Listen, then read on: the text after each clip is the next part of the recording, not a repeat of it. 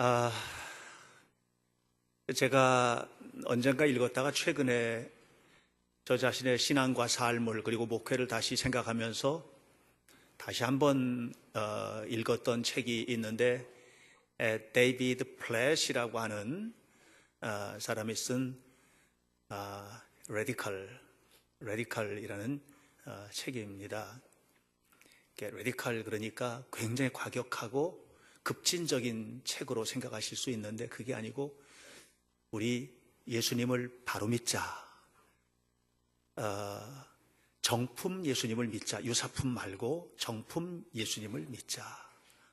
우리 신앙생활이 유사품이 되면 안 된다. 이런 내용의 책입니다. 그 책을 열면서 데이비드 플랫이 처음에 이제 두 가지 굉장히 중요한 질문을 합니다. 근데 제가 이 질문을 저와 여러분에게 주님께서 주시는 질문으로 받으면서 한번 좀 묵상해 보려고 하는데 첫 번째 질문은 뭐냐면 예수님을 믿습니까? 라는 질문입니다. 자, 제가 한번 질문해 볼까요? 한번 이렇게 제가 바꿔서 함께 한번 고백해 보도록 하겠습니다. 따라서 해서 나는 예수님을 믿고 있는가? 다 예수님 믿으시죠? 그죠? 우리 다 예수님 믿어요. 이 질문에 대해서 대답 못할 사람은 없죠. 우리는 다 예수님을 믿는 사람들이니까 매우 상식적이고, 교회 왔다는 얘기는 예수님을 믿고 있거나 아니면 예수님에 대한 믿음을 이제 시작했거나 이런 분들이어서 이 안에 계신 모든 분들이 다 이 질문에 대해서 문제 없다고 생각합니다. 나는 예수님을 믿습니다 하고 대답할 수 있죠. 두 번째 질문이 문제입니다. 두 번째 질문은 따라서 하세요. 나는 예수님 말씀에 순종하고 있는가? 조금 더 깊이 들어갈게요. 나는 예수님 말씀대로 순종하고 있는가? 이 질문에 대한 대답은 조금 다릅니다. 예수님 말씀대로 순종한다는 것은 말 그대로 예수님 말씀대로 순종하는 겁니다.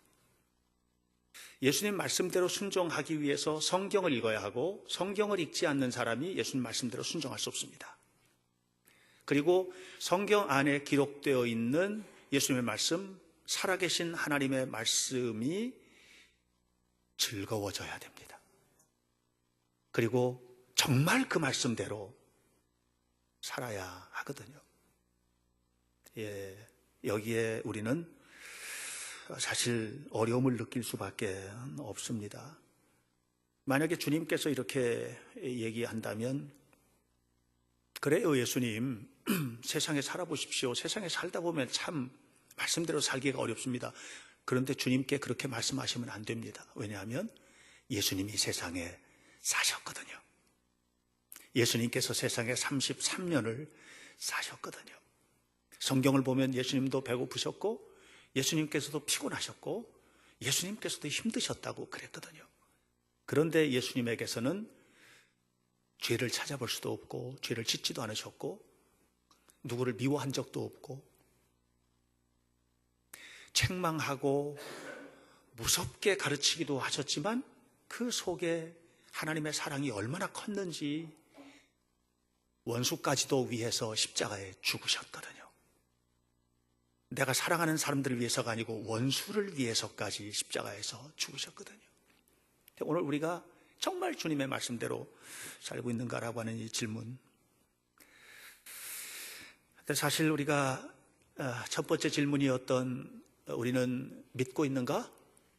여기에 대해서 아멘 했지만 정말 주님의 말씀대로 순종하십니까?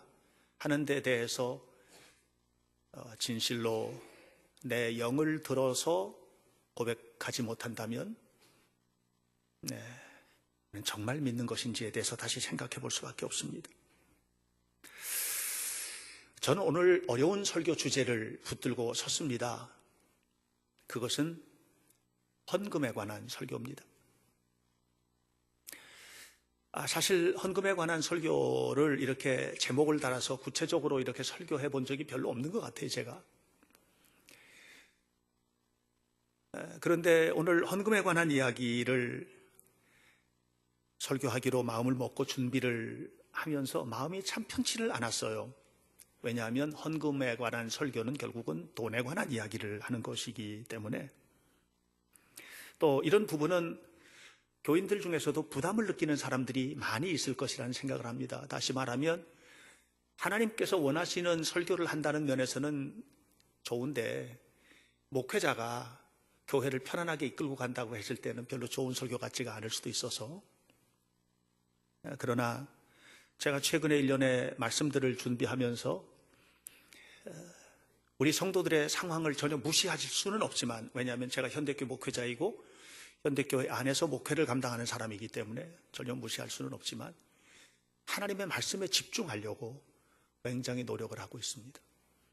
그래야 똑바로 설 것 같아서 그래요. 어떤 분이 저희 교회에 오셔서 좀 시간이 지난 후에 이런 얘기 한 분이 계셨어요. 현대교회 와서 참 좋은 것이 있는데 그 중에 하나가 헌금 바구니 안 돌려서 좋더라, 이제 그런 하는 얘기 제가 들었어요. 여러분, 헌금 바구니를 돌리지 않는 이유는, 헌금 시간에 헌금 바구니를 돌리지 않는 이유는 여러분들 편하게 하라고 그런 거 아닙니다. 헌금이 즉흥적으로 드려지는 것에 대해서 불편해서 그래요.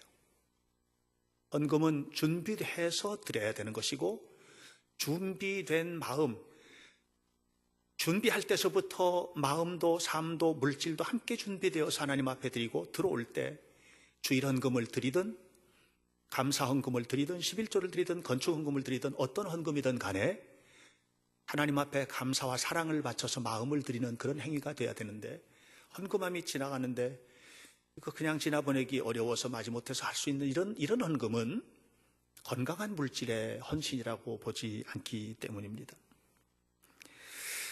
그래서 혹시라도 그냥 성도들 헌금 시간에 편안하라고 이렇게 하는 걸로 이해가 된다면 교회는 큰 실수를 하는 것이라고 저는 생각해요. 그리고 여러분들도 잘못 판단하고 계신 것입니다.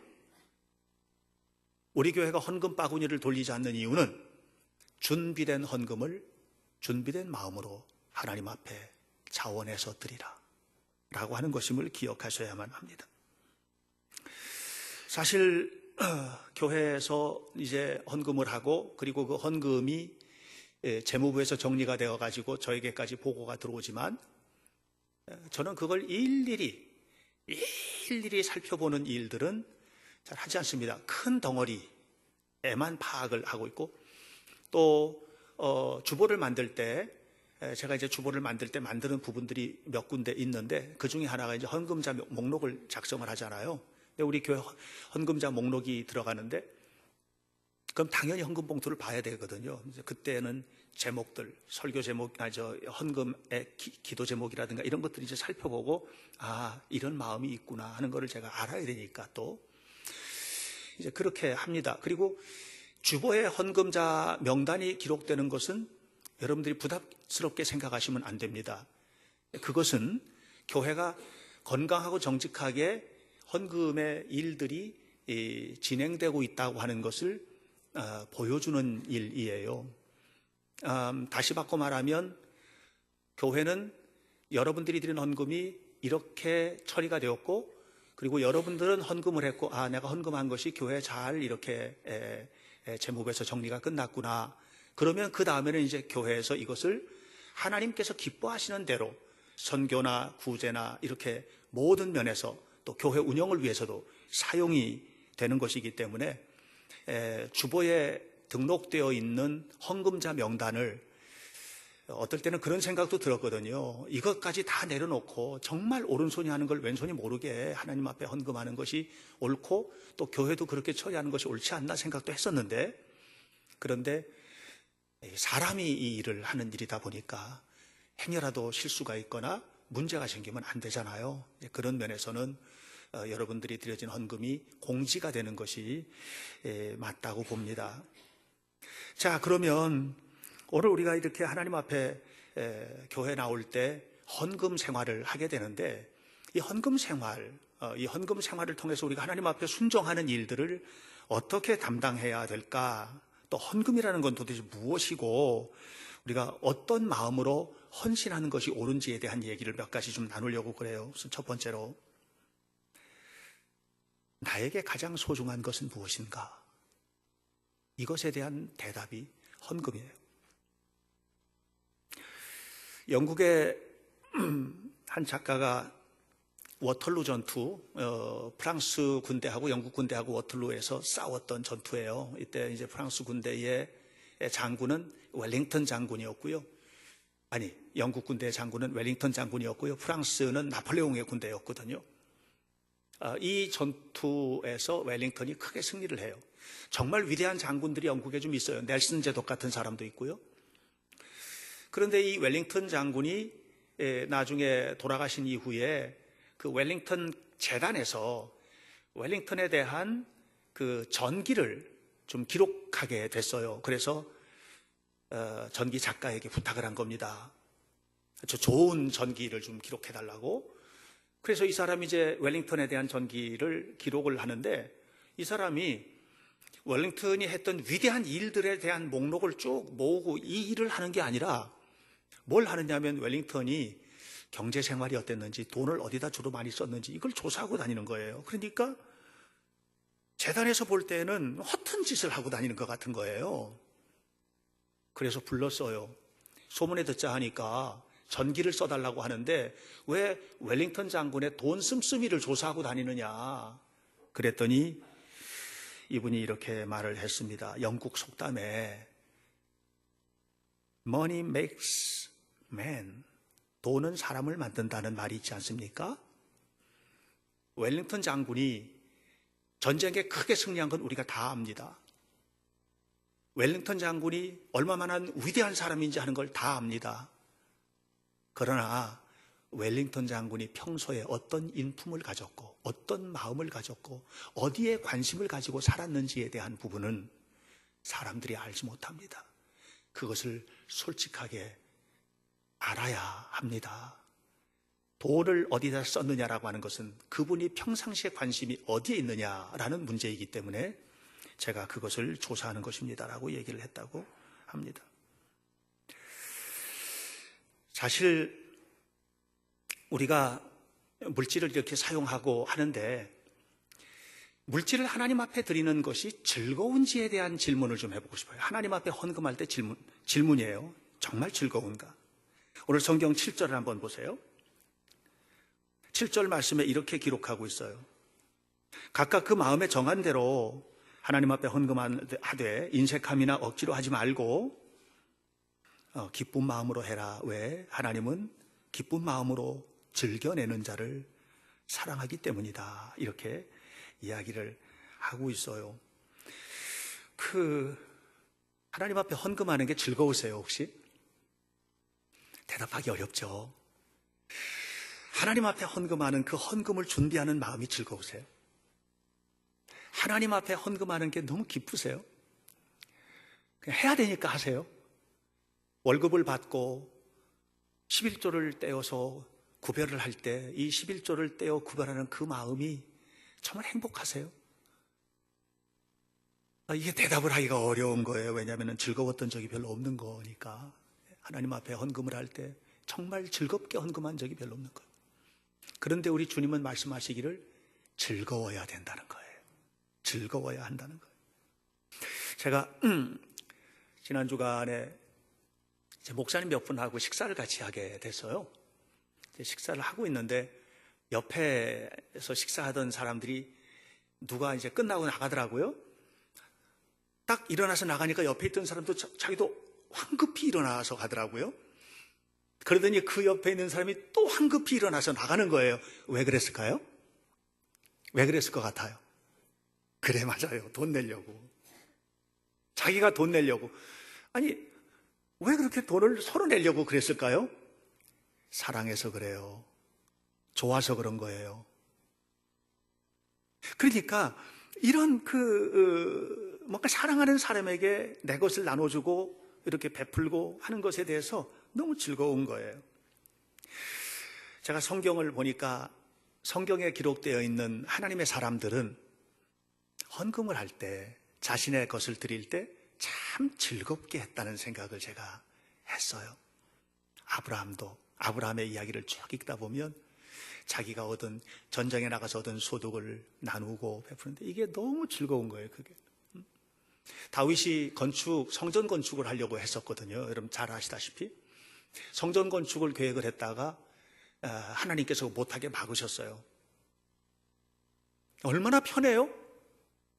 하지 말라고 하니까 안 하면 되는데, 하나님 뭐라 그러냐면 네 아들이 할 거야, 너 걱정하지 마. 그래서 얼마나 편해요? 그런데 다윗이 마음이 불편한 거예요. 내가 하고 싶은데 왜 못하게 하시는 거예요? 사실 돈도 많이 드는 일이잖아요, 그 일이. 그런데 다윗이 하나님이 하지 마라 그러니까 딱 멈춘 게 아니에요. 그날부터 뭘 했냐면 자기 아들 솔로몬이 성전을 지을 수 있는 완벽한 준비를 하는 거예요. 솔로몬은 공짜로 먹었어요. 다윗이 다 헌금한 거예요. 다윗이 건축허금 다 한 거예요. 그것을 솔로몬이 한 거거든요. 그런데 그렇게 하면서 무슨 얘기를 하느냐 하면 이런 얘기예요. 역대상 29장에서 이런 얘기예요. 하나님, 제가 하나님 앞에 드리는데 어떻게 이렇게 즐겁습니까? 하나님께서 내게 주신 것, 하나님께로부터 받은 것을 그냥 드리는 것뿐입니다. 이렇게 얘기를 하거든요. 누가복음 7장에 보면 한 여인이 예수님께 향유를 붓는 장면이 나와요. 예수님이 이제 십자가를 앞두고 계시는데 향유를 가져와가지고 예수님의 발에 다 부어드려요. 그런데 옆에 있던 유다가 뭐라 그러냐면은 왜 그걸 허비하게 하느냐. 유다뿐만 아니라 다른 사람들도 왜 그걸 허비하느냐. 하나님 앞에 드리는 헌신을 허비로 봤어요. 여러분 11조를 드리고 건축헌금을 드리고 감사헌금을 드리는 것이 허비로 생각할 수 있어요. 왜 쓸데없이 교회에다가 이런 걸 갖다 바치나? 이렇게 생각할 수 있어요. 또 어떤 사람은 이렇게 얘기했어요. 옆에 있다가 그거 팔아가지고 가난한 사람들 나눠주면 되지. 그래서 어떤 사람들은 구제헌금을 구제로 이렇게 하는 것처럼 생각을 해요. 누구 도와주고 내가 하니까 이렇게 생각을 해요. 그런데 예수님은 뭐라고 그랬냐면 그 여인을 향해서 이렇게 말했어요. 그가 드리는 향유, 다 부어 바친 그 향유는 향유가 아니야, 사랑이지. 사랑이라고 얘기를 했어요. 누가복음 7장 47절에 이는 저의 사랑이 얼마나 큰지를 보여주는 것이다. 무슨 얘기인 줄 아세요? 하나님에 대한 사랑의 크기예요. 하나님에 대한 사랑의 크기. 헌금은 뭐냐? 우리에게 가장 소중한 것이 무엇인지를 보여주는 거예요. 내가 가장 사랑하는 것이 무엇인지를 보여주는 행위예요. 그래서 주님께서 그것을 기쁘게 받으신다는 겁니다. 두 번째로 우리가 이 헌금과 관련해서 묵상하고 싶은 것은 뭐냐 하면 세상에는 돈 아깝지 않은 사람은 아무도 없다는 거예요. 여러분, 돈이 아깝지 않은 사람 있어요? 그런 사람이 어디 있어요? 없어요. 우리 모두에게는요, 돈은 너무너무 아까운 존재예요. 그런데 너무 아까워도 자식을 위해서 쓰는 돈을 아깝게 생각하는 인색한 사람은 거의 없어요. 때로 있기는 하지만 부모이기를 포기한 사람일 것 같고요. 부모가 자식을 위해서 쓰는 돈을 아깝게 생각하는 사람을 저는 제 주변에서는 본 적이 없어요. 아무리 형편이 어려워도 자식을 위해서는 마음껏 쓰죠. 얼마만큼 쓰느냐 하면 힘에 겹도록 해요. 사랑하기 때문에 그래요. 오늘 고린도후서 8장 3절, 앞에 있는 장 3절, 8장 3절을 보면 이런 얘기를 해요. 마케도냐 교인들이 예루살렘 사람들을 위해서 헌금을 했어요. 구제를 위한 헌금을 했는데 뭐라고 그랬냐면 그들이 자기 힘만큼만 하지 않고 힘에 지나도록 했다 그랬어요. 힘에 지나도록. 이게 마케도냐 사람들이 예루살렘 사람들을 향해서 드렸던 헌금이었어요. 자, 마케도냐는 지금의 그리스입니다. 예루살렘 사람들을 위해서 헌금을 했습니다. 그런데 이 예루살렘 사람들을요, 마케도냐 사람들이 한 번도 얼굴 본 적도 없어요. 누군지도 몰라요. 그런데 이 마케도냐 사람들이 예루살렘 사람들을 너무너무 사랑해서 헌금을 했을까요? 저는 그렇게 생각하지 않아요. 한 번도 본 적도 없는 사람들을 무슨 얼마나 너무 사랑하겠어요? 그게 아니에요. 다만 예루살렘 사람들이 기근 때문에, 흉년이 들어서 기근 때문에 고통받고 있다는 사실을 사도 바울을 통해서 들었고, 사도 바울의 그 얘기를 듣는 순간 하나님 안에서 형제된 그들을 돕는 것이 너무 필요한 것이라는 것을 마케도냐 사람들은 깨달은 거예요. 그리고 하나님을 너무나 사랑하니까 하나님 사랑하는 그 마음으로 마케도냐 사람들이 예루살렘 사람들에게 헌금을 보낸 거예요. 돈이 아깝지 않은 사람은 없어요. 그런데 아까운 돈보다 하나님이 더 사랑하는 거예요. 하나님을 더 사랑하는 거예요. 하나님을 너무 사랑하기 때문에 하나님께서 원하시는 대로 물질을 사용하겠다고 하는 고집이 그리스도인들 사이에 있는 거예요. 이것이 내가 믿고 있는가를 넘어서 말씀대로 순종하고 있는가에 대한 질문에 대한 대답이 되는 겁니다. 사랑하는 여러분, 오늘 우리가 하나님의 사람이라면, 그리스도인이라면 물질보다 하나님 더 사랑하는 사람들이죠. 정말 하나님을 사랑하는 사람들이 돼야 돼요. 그렇게 살아가게 될 때 돈 아깝지 않은 사람은 아무도 없지만 그 아까운 것을 하나님을 향해서 온전히 드리게 되고, 그리고 온전히 드리는 그 마음을 하나님이 온전히 받으시고 우리의 삶 속에 하늘의 은총을 베풀어 주시는 줄로 믿습니다. 마지막으로 한 가지 여러분들과 묵상하고 싶은 것은 뭐냐면, 헌금은 결국은 하나님을 향한 우리의 절대적인 헌신이고, 하나님은 이 절대적인 헌신을 요구하신다는 거예요. 성경은 그것을 어떻게 말하냐면 명령하고 있어요. 명령은 해도 되고 안 해도 되는 문제가 아니고 명령은 해야 되는 문제거든요. 헌금에 대한 성경의 굉장히 중요한 교훈 가운데 하나가 오늘 6절 말씀을 보면 이렇게 말하고 있죠. 적게 심는 자는 적게 거두고 많이 심는 자는 많이 거둔다. 축복해 주겠다는 얘기죠. 10절 보세요. 심는 자에게 씨와 먹을 양식을 주시니 이가 너희가 하나님 앞에 드릴 때 더 풍성하게 하시고 의의 열매를 더하게 하지 않겠느냐? 이렇게 얘기를 하셨어요. 다시 바꿔 말하면 저는 우리가 하나님 앞에 헌금을 하는 굉장히 중요한 이유 중에 하나가 이 헌금이 결국은 나에게 축복이 된다라고 하는 거예요. 이 헌금이 나에게 결국은 축복이 된다라고 하는 거예요. 하나님께서 그렇게 갚아주신다고 약속하셨으니까. 그런데 한 걸음 더 나아가서 제가 묵상하기를 원하는 건 뭐냐면, 과연 우리가 하나님 앞에 헌금을 하는 것이 축복을 조건 삼아서 하는 것인가? 그건 아니라는 거죠. 우리가 하나님 앞에 헌금을 할 때 이것을 축복의 조건 삼아서 헌금할 수는 없는 것입니다. 지난 주일에 제가 우리 교회 성도 가운데 한 분에게 제가 간증을 들었어요. 아버님에 대한 간증을 들었어요. 아버님이 평신도 오셨는데, 집사님이셨는데 교회를 3개를 지으셨대요. 근데 교회를 3개를 짓는데 뭐 돈이 넉넉해서 진 게 아니고 아예 전세금 빼서 교회를 지면 갖다 바치고 뭐 이런 식으로 해가지고 교회를 3개를 지을 때 삶을 헌신했대요. 한 번도 아니고 3번씩이나. 그때마다 뭐 어머니하고 형제들 또 뭐 이제 누이들 이렇게 한둘 아닌 여럿 있는데, 항상 그렇게 아버님이 하고 돌아오는 날 가족들은 무슨 생각을 했냐면 내일부터는 뭐 먹지? 이런 생각을 했대요. 내일부터는 뭐 먹지? 근데 그분의 간증이에요. 그런데도 불구하고 한 번도 굶은 적은 없대요. 그리고 그 후손들은 너무너무 하나님의 축복 속에서 살고 있대요. 그렇다고 해서 아버지가 어마어마한 복을 받았냐? 그렇게 했는데 그건 아니라는 거죠.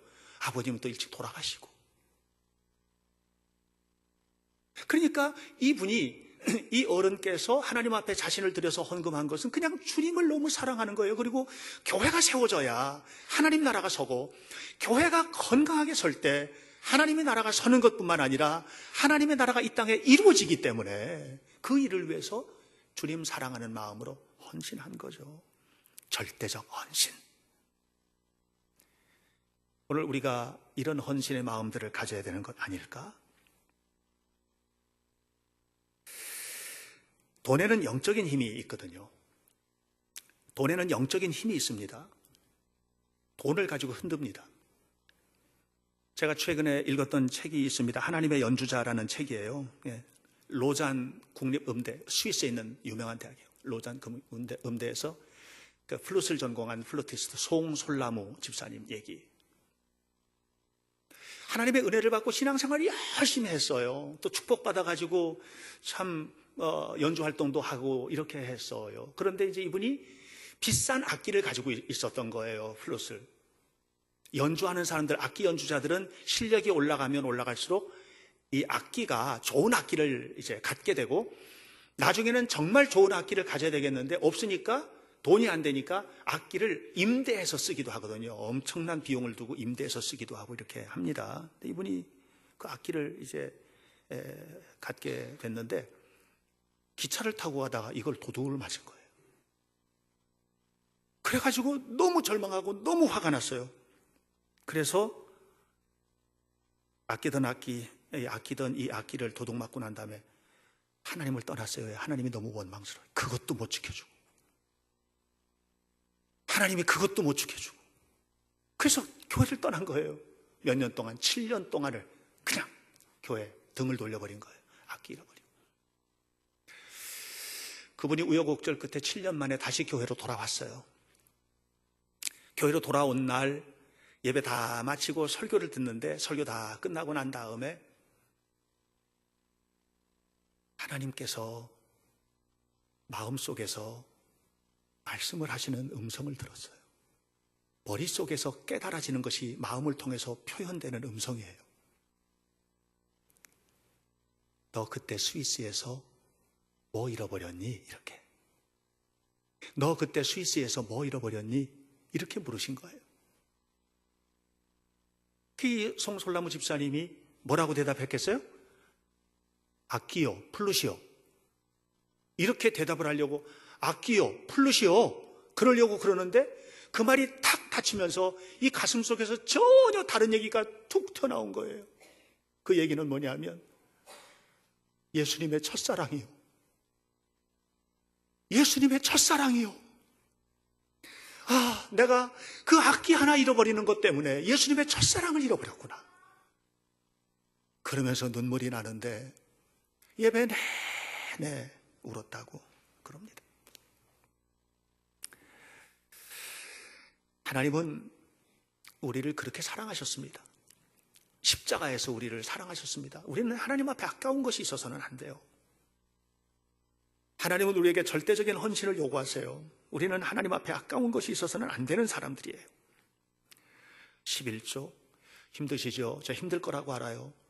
소득의 11조를 하나님 앞에 드리는 일은 녹록한 일이 아니에요. 사실 하나님이 믿어지지 않는 사람은 11조 아까워서 못 드려요. 하나님이 믿어지지 않는데 어떻게 11조를 드려요? 집을 팔고 11조를 드리고, 퇴직금을 받아서 11조를 드리고, 월급을 받아서 11조를 드리고, 영업이득에 11조를 빼서 드리고, 이거는요 쉬운 일이 아니에요. 한두 푼이 아니거든요. 그리스도인 부모가 자식에게 11조 교육시키는 건 너무 쉬워요. 1,000원 주면서 100원은 11조다 얘기하죠. 100원 얼마든지 드릴 수 있어요. 그러나 우리가 이미 다 성장해서 경제생활을 하고 있는 우리가 11조를 떼어서 드린다고 하는 것은 쉬운 일이 아니에요. 그러나 하나님이 실제로 믿어지고 예수님의 십자가가 실제로 믿어지는 사람은 드릴 수 있어요. 드려야 해요. 이것이 말씀이에요. 그것도 온전히. 이것이 말씀이에요.